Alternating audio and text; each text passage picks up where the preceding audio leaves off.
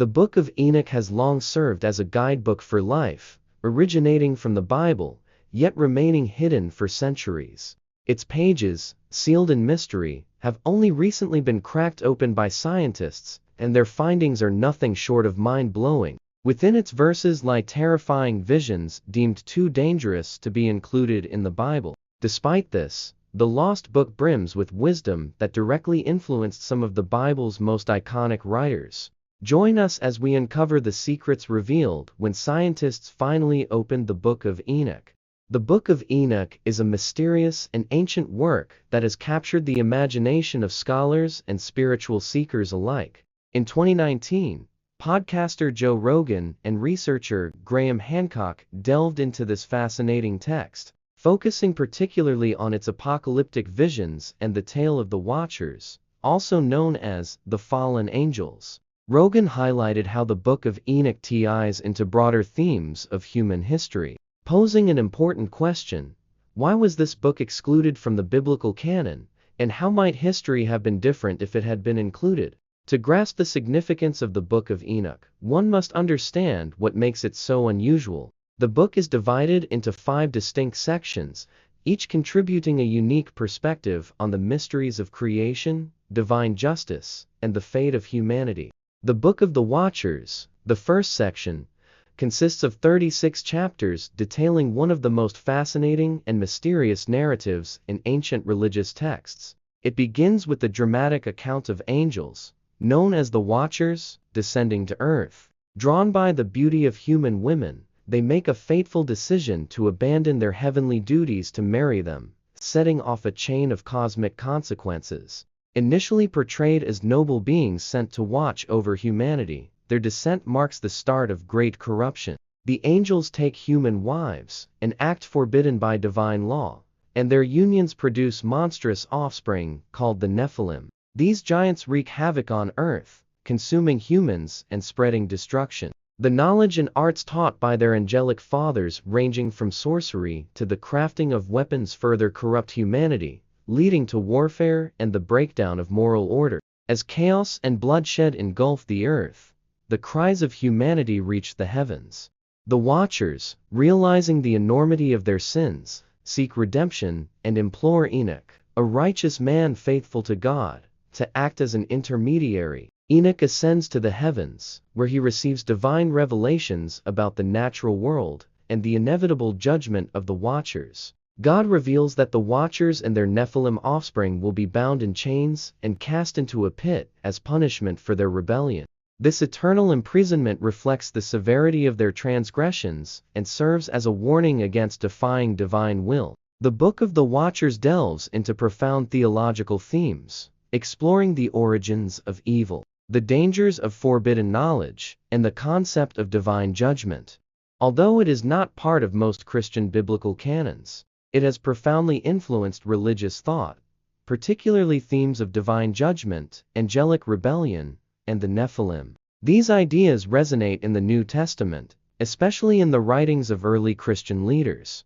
The connection between the Book of Enoch and the New Testament is particularly evident in the books of Jude and 2 Peter. Both texts address themes of judgment, fallen angels, and false teachers, drawing directly from Enoch. Jude even quotes the Book of Enoch in verses 14-15, while 2 Peter references the punishment of fallen angels.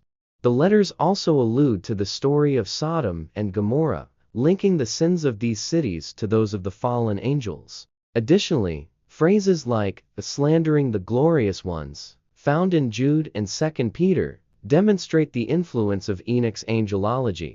The Book of Parables, the second section, builds on these themes by introducing the figure of the Son of Man, a messianic character described as a divine being with universal authority who presides over the final judgment of the world.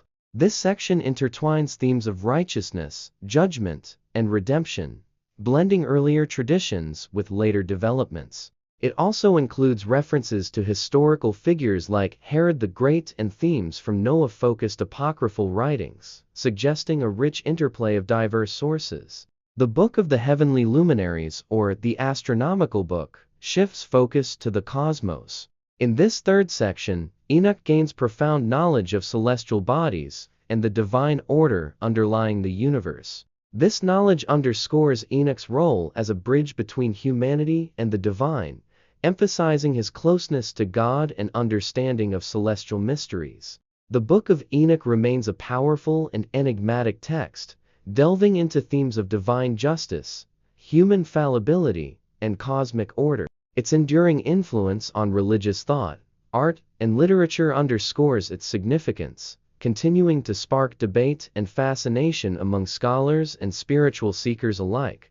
The Book of Enoch transitions into a vision of divine justice. The narrative expands once more, shifting from earthly judgment to the very heavens themselves, where Enoch is granted a profound understanding of the cosmic order, celestial secrets, and prophetic warnings. The third section, the Book of the Heavenly Luminaries, also known as the Astronomical Book, shifts the focus to the cosmos. In this part, Enoch is granted knowledge of the movements of the sun, moon, and stars, revealing a divine order underlying the universe. This text describes the solar calendar, which contrasts with the lunar calendar used by many ancient cultures, including the Hebrews of Enoch's time. The solar calendar, with its 364 days, is presented as a perfect reflection of divine timekeeping. Enoch explains how celestial bodies move according to fixed paths and how their cycles influence earthly phenomena. What makes this section particularly intriguing is its blend of scientific observation and theological insight. It suggests a worldview where astronomy is not merely about understanding the heavens, but also about connecting with the divine. This part of the text has fascinated historians as it sheds light on the ancient interplay between science, religion, and culture. In the Book of Dream Visions, the narrative takes a more symbolic turn. Enoch recounts two powerful dreams that offer prophetic insights into the history and future of humanity. The first dream foretells the Great Flood, emphasizing the consequences of human corruption and the eventual renewal of the earth. This vision resonates with the broader themes of divine justice and redemption found throughout the Book of Enoch. The second dream is even more complex, presenting a symbolic history of the world through the imagery of animals.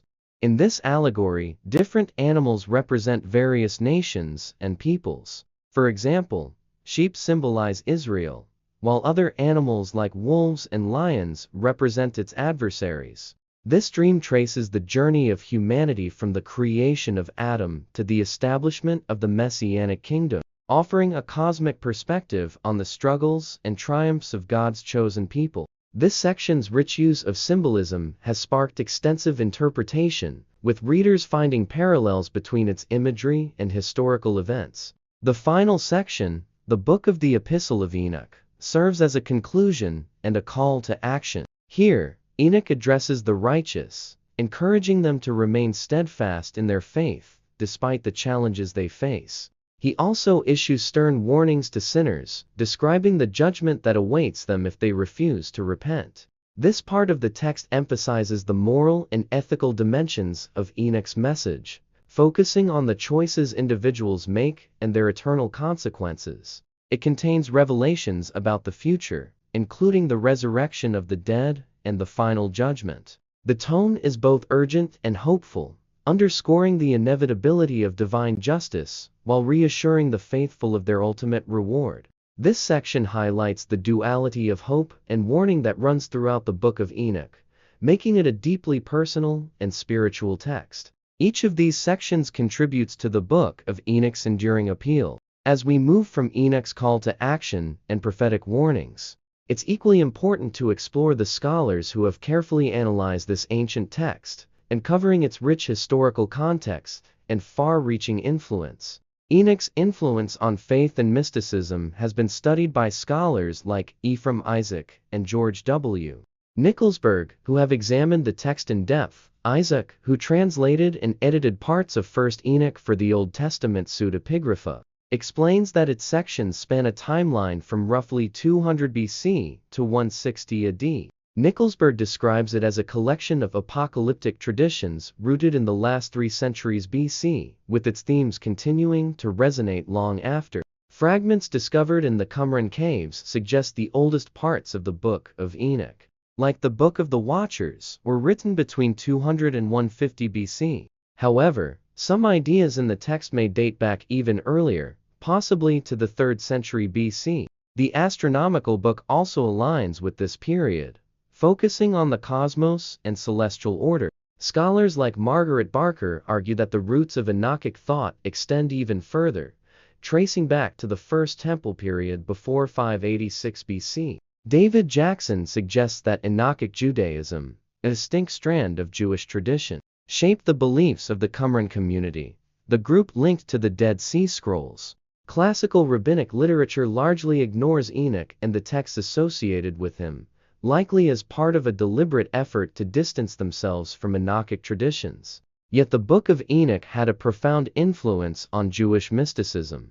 Gershom Scholem, leading scholar of Jewish mysticism, noted that elements of later Merkabah mysticism, focused on divine chariots and heavenly realms, are deeply rooted in the visions described in the Book of Enoch. The text's detailed account of God's throne in 1 Enoch chapter 14, for instance, had a lasting impact on mystical thought and provided one of the earliest depictions of celestial realms.